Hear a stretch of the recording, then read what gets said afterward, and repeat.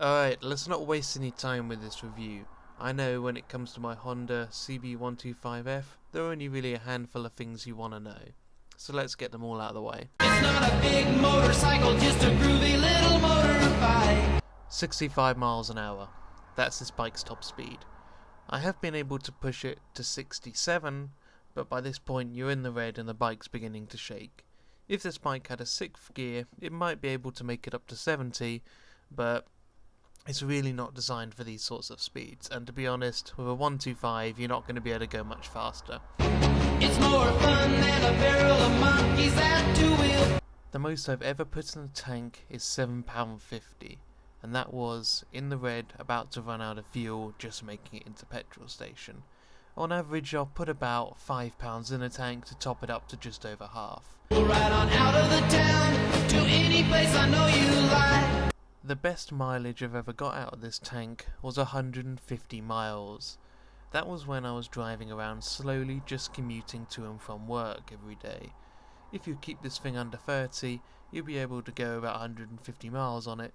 If you're riding more quickly on motorways or doing a lot more leisure riding, then you're going to get more like 130 miles on it. Still pretty good for a reasonably small petrol tank. First gear, it's alright. Second gear. Actually not too bad on the highway. You can do 65, so you're keeping up with the traffic, and it's pretty comfortable to ride. Not as comfortable as something like a Harley Davidson, but it's a nice ride on the highway. The only thing I will say is you can't really overtake anything. Slow moving traffic, even lorries, are a bit of a struggle to overtake.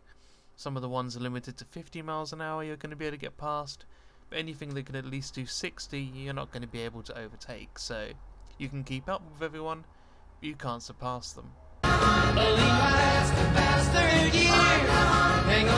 This bike's small and nimble enough to get you around towns and cities no problems. Although not quite as nimble as a scooter, it does the job pretty well. The only thing that really lets it down in the streets is its pretty clunky manual gearbox.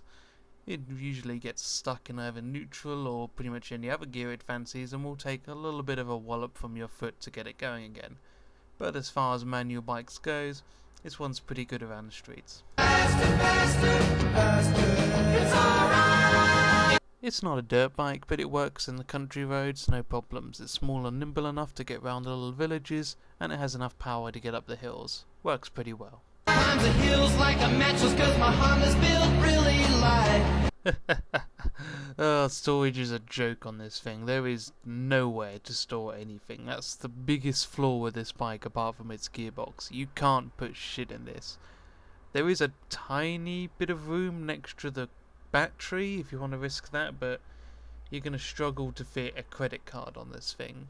Bring a backpack basically. Go into the turns, till you pee and hang on tight.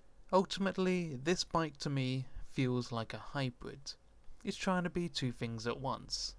It's not quite a perfect street bike, it's not quite a perfect commuter bike, and it's not quite a perfect leisure bike. It's trying to be all three things at once.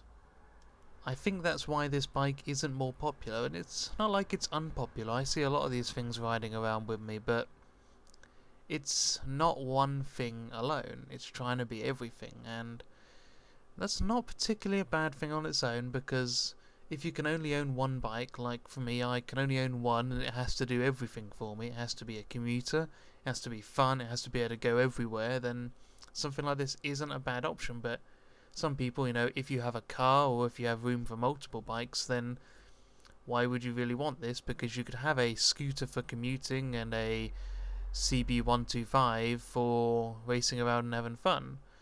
It's really a good bike if you can only have one bike and you just want one bike that will do pretty much everything, and you don't mind a manual gearbox.